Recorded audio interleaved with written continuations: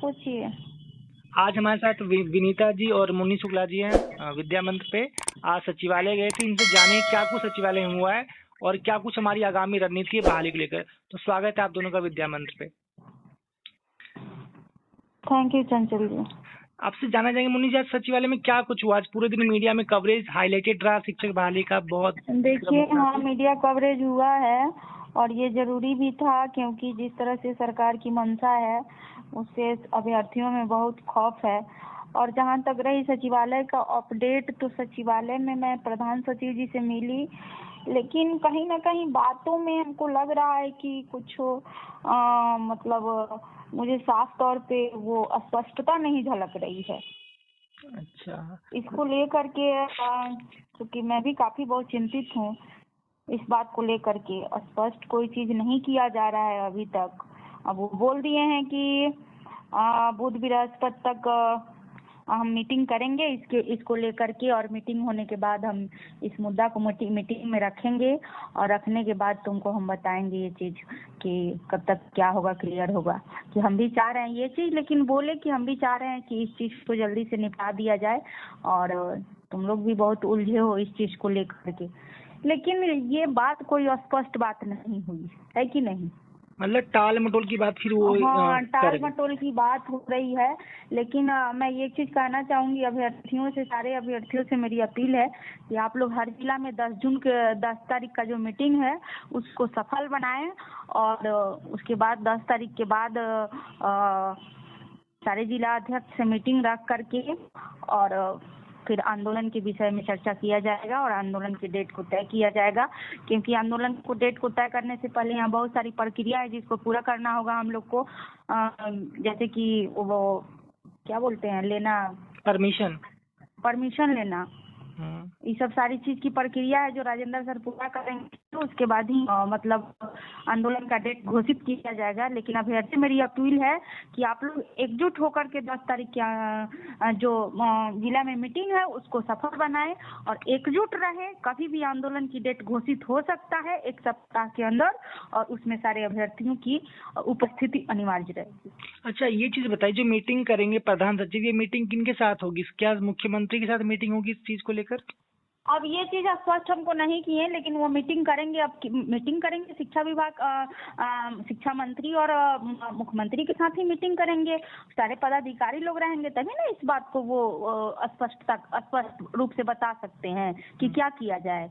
मैं सारी चीजों से आज उनको अवगत कराई। मैं बोली, ये भी बोली कि आप ही के विभाग के द्वारा 94,000 का अफिडेविट सुप्रीम कोर्ट में लगाया गया है कि हम 31 मार्च 2020 तक बहाली की प्रक्रिया पूरी करने जा रहे हैं। तो ये कहाँ तक उचित है कि सर अभी तक हम लोग लटके हुए हैं इस चीज को लेकर के। तो आश्वासन तो दिए, लेकिन आश्वासन से कब तक काम चलेगा? सही बात है। विनीता जी, आप भी सचिवालय मौजूद थी मुन्नी जी के साथ, आपको क्या कुछ लगा सचिवालय का रुख देखकर आज? हाँ चंचल जी, मुन्नी जी का जो कहना है वो एकदम सही है। किसी को मतलब कि पीछे नहीं हटना है और किसी को सुस्त नहीं होना है। एकदम अपने अंदर एकदम एनर्जी रखना है, और हम लोग जैसे जैसे बोलेंगे हम लोग के साथ चलना है, एकदम कदम से कदम मिला के। क्योंकि अब आश्वासन से हम लोग नहीं रुकने वाले हैं। और डेट तो बिल्कुल नहीं चाहिए। अब हम लोग को नौकरी चाहिए, काउंसलिंग होना चाहिए जनवरी लास्ट तक, किसी भी कीमत पे काउंसलिंग होना चाहिए। और दूसरी बात, जैसे कि आज पूरे मीडिया मामला हाईलाइटेड रहा, इसको देखकर मुझे पता चला कि गवर्नर के साइड से बहुत इफेक्ट पड़ रहा है। हम लोग आज जो किए उससे बहुत इफेक्ट पड़ रहा है। और यकीन मानिए, अगर आंदोलन होगा ना तो ये सरकार हम लोग की सारी बातें मानेगी कि कैंप भी लगाना है और सब कुछ करना है। जो हम लोग कहेंगे सारी बात मानेगी, लेकिन उसके लिए आंदोलन के लिए हर किसी को तैयार है। बिल्कुल विनीता जी, मेन बात, कुछ यूट्यूब चैनल या दिसंबर अभ्यर्थी इस बात को बहुत तूल देते हैं, और जो हमारे कुछ दलाल टाइप के लोग हैं कि जो ऑनलाइन आवेदन होगा, इस बात की क्या कहाँ तक सच्चाई? सचिवालय ने इस बात को कहाँ तक रखा गया? ऑनलाइन कुछ नहीं होगा। ऑनलाइन पुरानी भर्ती है, इसमें नया कोई भी प्रक्रिया नहीं अपनाया जाएगा। सब कुछ अब जो होगा, जो प्रेस में होगा, इसमें कुछ भी नहीं होगा। ये बहाली पूरी होगी, हम लोग पूरा करवाएंगे जी जान लगा के। किसी तो मतलब कि ऐसा आश्वासन ये प्रधान सचिव को बताया गया आपकी तरफ से कि पुरानी बहाली पंचायती राज के अधीन यहाँ पे ऑनलाइन प्रक्रिया नहीं अपनाई जा सकती? मुन्नी जी बताइए, इसको मुन्नी जी क्लियर करेंगे। मुन्नी जी, आप बताइए क्या बात हुई इस मैटर पे ऑनलाइन के बारे में?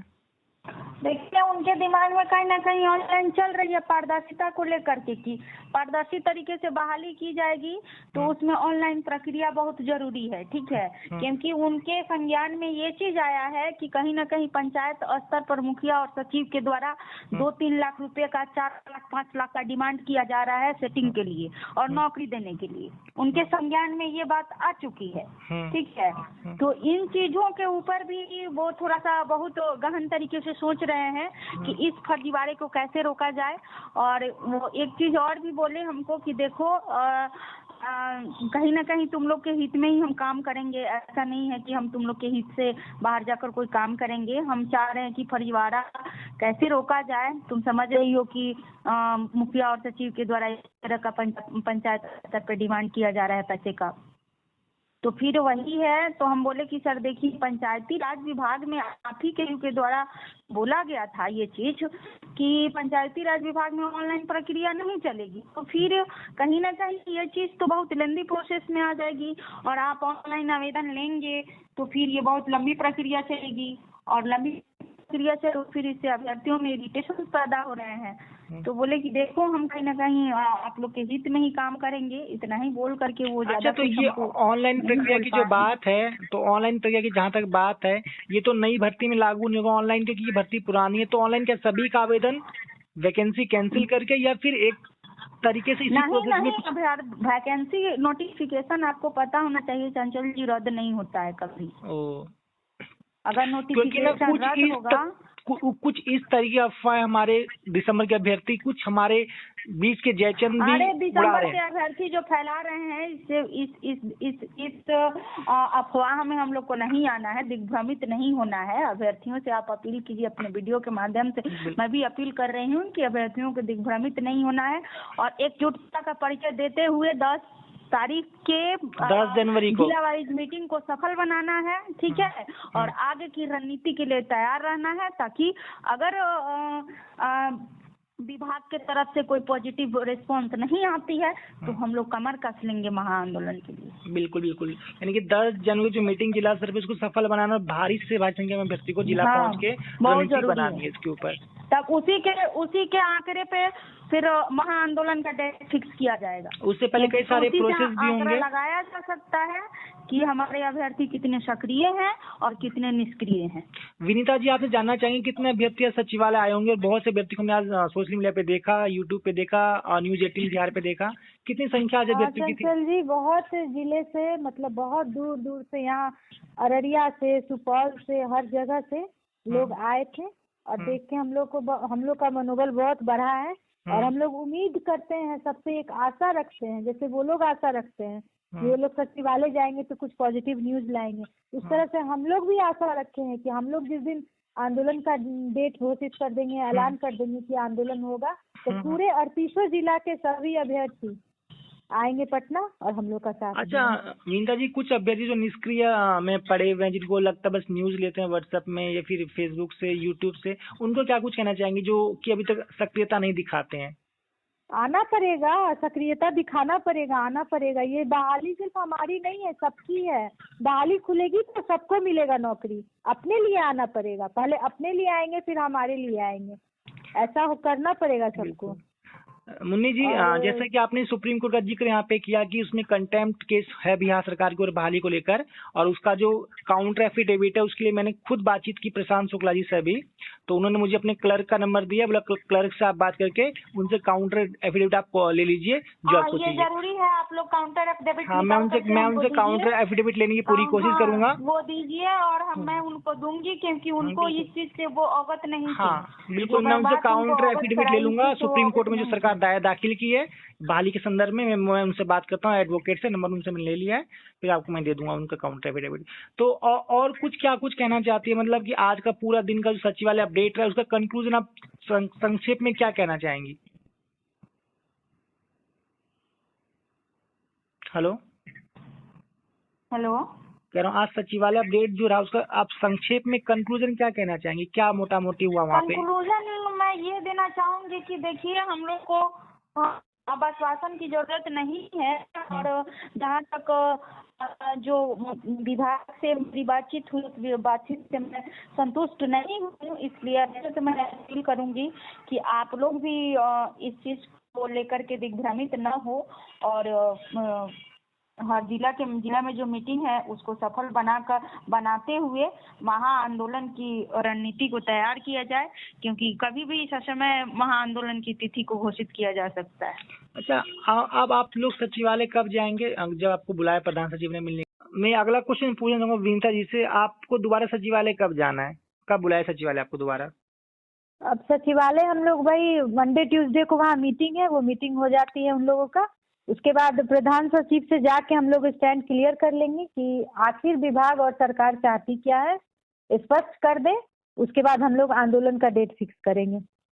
अच्छा, जैसे कि आज बहुत से अभ्यर्थी बहुत जुलूस आए थे, तो क्या उस दिन भी आप सभी अभ्यर्थी अपील करना चाहेंगी, जब भी आप अनाउंस करें या मैसेज ग्रुप में लिखे, व्हाट्सएप में, फेसबुक पे या यूट्यूब पे अपना ऑडियो के माध्यम से, क्या उस दिन अभ्यर्थियों की भारी संख्या में सचिवालय आना जरूरी है जब आप दोबारा मिलने जाएंगे प्रधान सचिव से?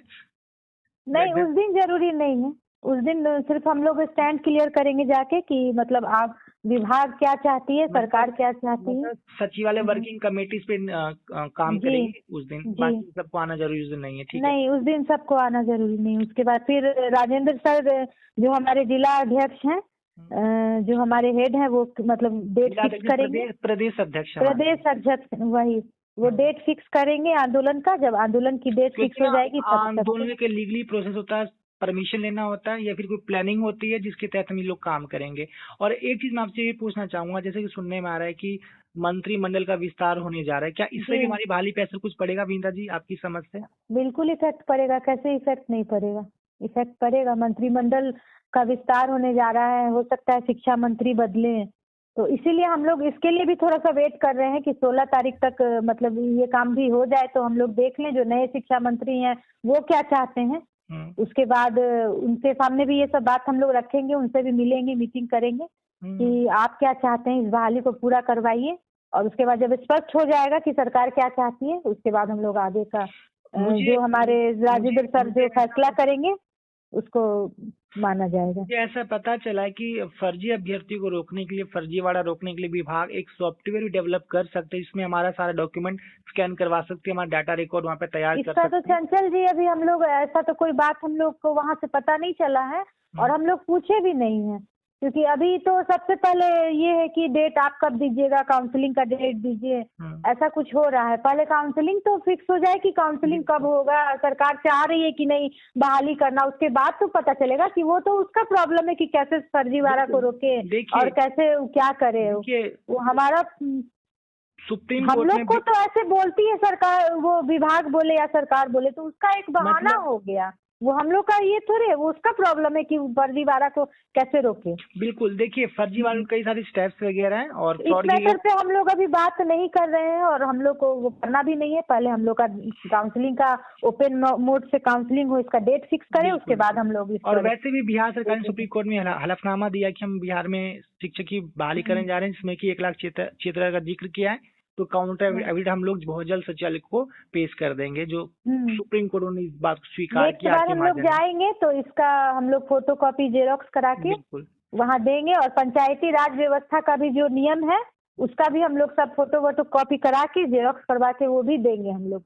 अच्छा, आप लोग देखिए। हाँ, तो आप अंतिम 2 शब्द अभ्यर्थी से क्या कुछ कहना चाहते हैं? यही बोलेंगे, हाथ जोड़ से विनती है सबसे, हाथ जोड़ के कि प्लीज आप लोग 10 जनवरी को जो मीटिंग हो रहा है उसमें अपनी सक्रियता दिखाइए, अपनी भूमिका निभाइए और पटना आने के लिए तैयार रहिए, क्योंकि अगर इस बार ये लोग आनाकानी किया तो हम लोग को आंदोलन करना पड़ेगा और दूसरा कोई विकल्प नहीं है। चलिए, आपका बहुत बहुत धन्यवाद आप दोनों का बात करने के लिए।